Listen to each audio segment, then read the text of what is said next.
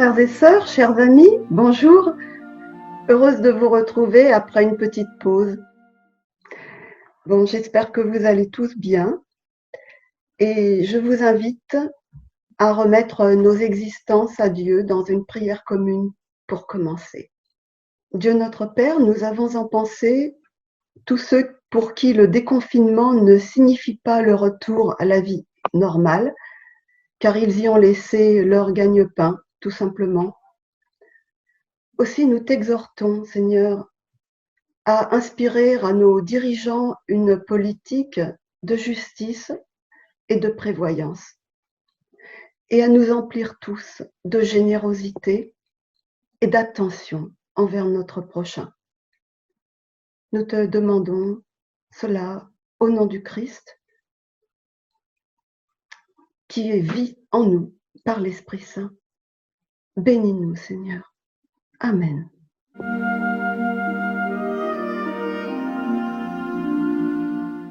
Aujourd'hui, nous allons ouvrir le second livre des Rois, au chapitre 7.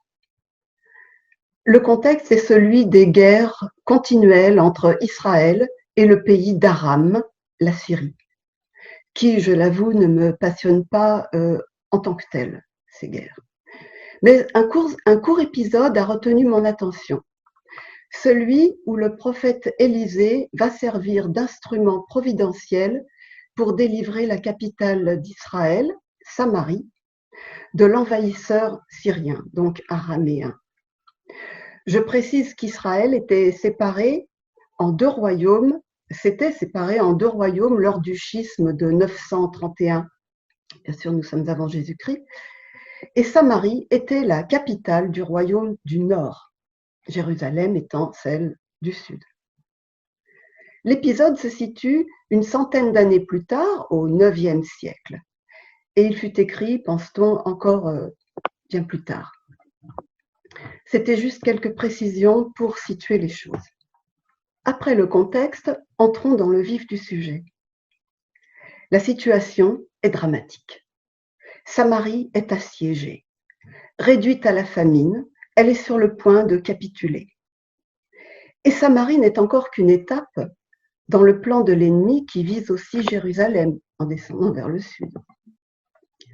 Le prophète Élisée, divinement inspiré, prévoit les manœuvres ennemies.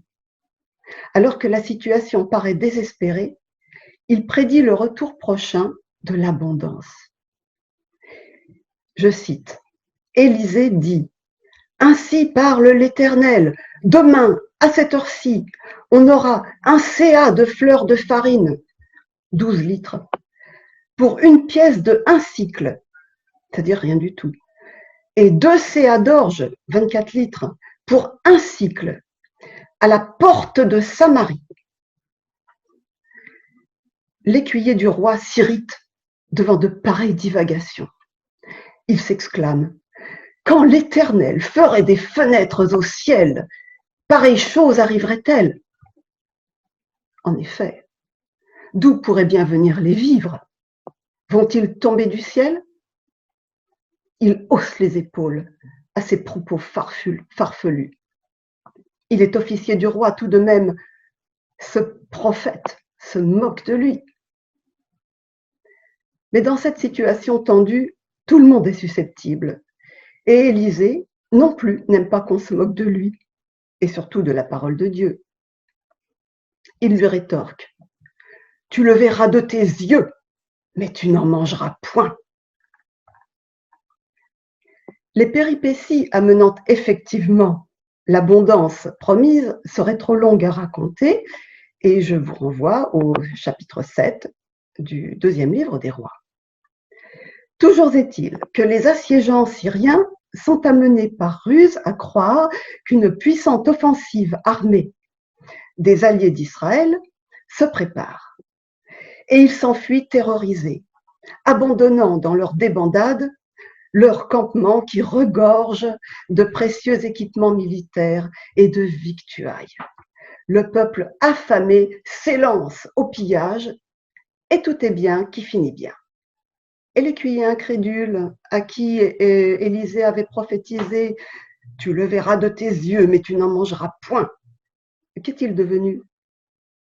Eh bien, le malheureux fut écrasé par le peuple à la porte de Samarie, conformément à la prophétie, là où les vivres étaient disponibles, et il mourut. Ce récit est raconté dans le style d'une histoire pour enfants, telle que l'Ancien Testament en recèle de nombreuses pour égayer un peu les interminables chroniques de guerre et de massacres, car sachez que de toute façon, tout Israël finit dans l'escarcelle de tous les empires successifs de l'Antiquité, de l'Assyrie à Rome. Mais pour en rester à ce récit, eh bien, il contient tous les ingrédients d'une bonne histoire. Il y a une situation désespérée, avec un suspense insoutenable, le siège de la ville, mais un héros arrive sur son fier destrier qui, par ruse et contre toute attente, retourne la situation, qui se termine par un joyeux festin. Et le méchant est puni.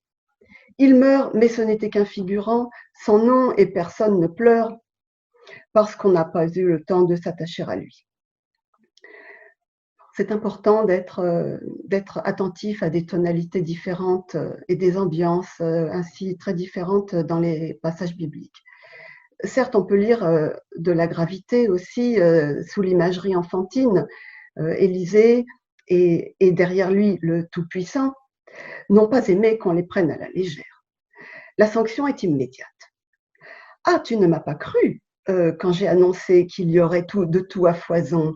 Eh bien, tu le verras de tes yeux, mais tu n'en mangeras point. C'est répété 2 fois, des fois qu'on ne l'ait pas bien entendu. Et l'écuyer du roi meurt bel et bien. C'est à la fois naïf et sérieux, typique d'une histoire pour les enfants.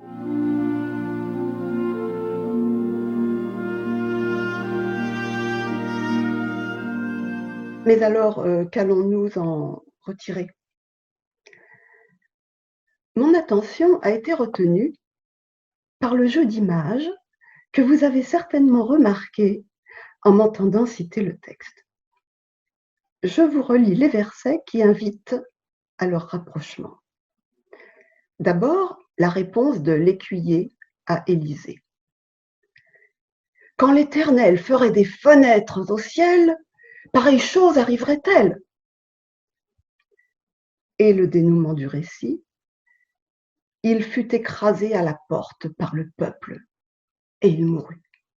Le récit nous raconte en somme une histoire de fenêtres ouvertes et de portes fermées. L'homme, l'être humain, n'a jamais rêvé d'autre chose que de voir le ciel ouvert. Cette expression biblique vous est familière. Ah, si le ciel s'ouvrait, soupire Ésaïe, chapitre 64, verset 1. L'officier ne savait pas ce qu'il disait. Le ciel s'est bien ouvert quand Dieu a révélé à son prophète la stratégie de l'ennemi et qu'il lui a inspiré le moyen de la déjouer. Et ensuite, la manne leur est en quelque sorte tombée du ciel. En second lieu, le malheureux écuyer a été victime du peuple qu'il était censé protéger, signe de sa totale méprise de la situation.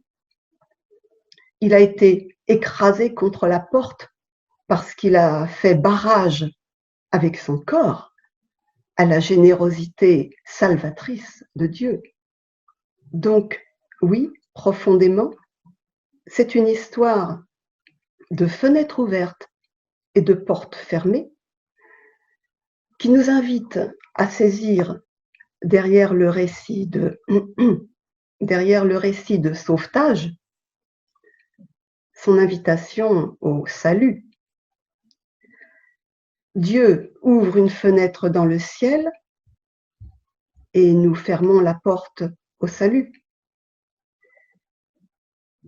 La question est donc pour nous de recevoir la manne que Dieu nous envoie du ciel, façon de ne pas lui fermer, pour notre perte, la porte au nez.